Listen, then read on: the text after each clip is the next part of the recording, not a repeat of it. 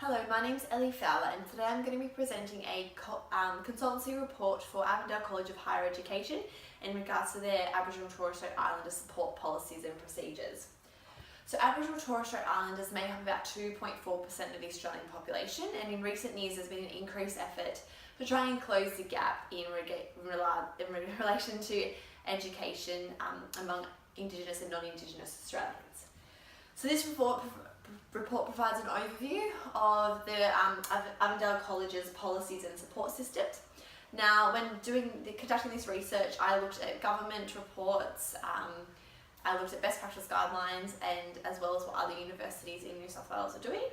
And three main themes emerged, and this was reconciliation, enrolment, and cultural competency. Now, reconciliation universities are leaders within their communities, so therefore should really be leaders within reconciliation within the communities as well.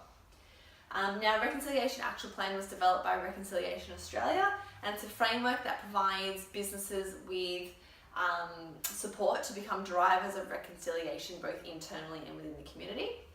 Now, a structural approach of a RAP, or known as a Reconciliation Action Plan, includes reflect, innovate, stretch and elevate, and the business is meant to choose which one of those approaches best suits their stage of reconciliation.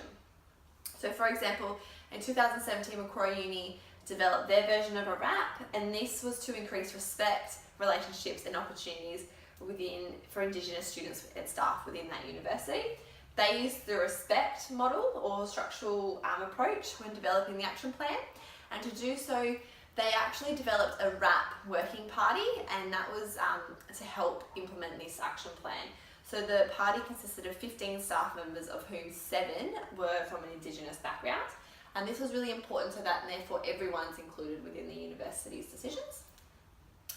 Now, the recommendations I have for Avondale, within Avondale's Aboriginal and Torres Strait Islander support policy, it stated a commitment to principles of unity, respect, trust and equity, and improving the 5 dimensions of reconciliation as outlined by Reconciliation Australia. So therefore it's recommended that along with the Avondale's ATSI policy, that they too implement a reconciliation strategy and reconciliation action plan, and ideally choosing one of those structural approaches outlined by Reconciliation Australia. Now, for enrolment, Indigenous Australians make up about 1.6% of domestic students, and research has found that some of the top challenges Indigenous students do face when considering enrolment into uni is the deep connection to the land, particularly if they're rural or remote, high financial costs of attending university, a fear of being a minority or subject to race or discrimination, and deficient modelling of Indigenous people who are successful in their area or field. Now, University Australia developed a national strategy, and this encouraged universities to grow their enrolment rates by 50% of non-Indigenous Australians. So, for example, in 2017, Universities Australia increased their enrolment rate to about 3.5% from Indigenous students. And I believe that this was in large efforts related to the university partnering with the Higher Education Participation and Partnership Program, and this program provides funding to the university to assist in improving access to those of low socioeconomic status to study at the university. So some of the recommendations I do have for Avondale in regards to increasing enrolment, in their policy they have an objective that states improve ATSI undergraduate progression, success and completion rates.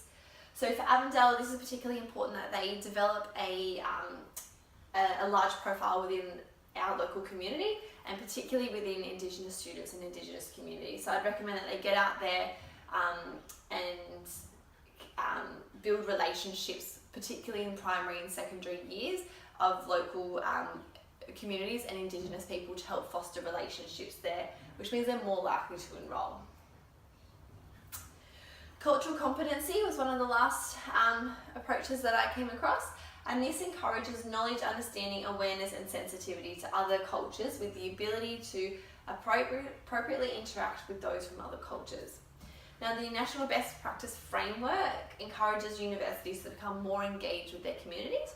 By doing so, they hope that this will increase research into Indigenous people and culture, increasing Indigenous people to become researchers themselves, and to create a university environment that's inclusive and embracing of Indigenous staff and students.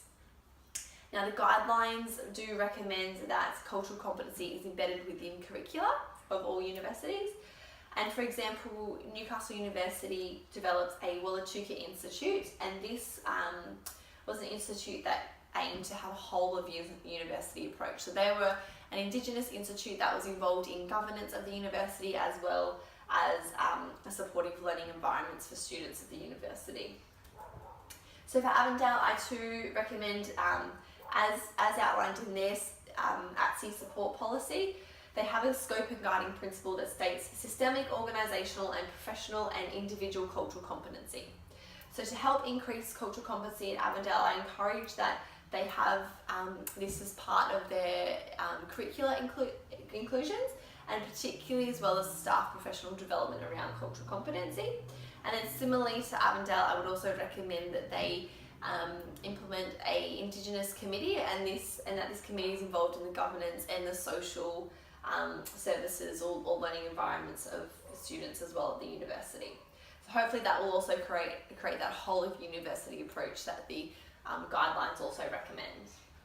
So thank you for listening. Here are some of the references that's from part of my research, and please feel free to ask any questions if you have it.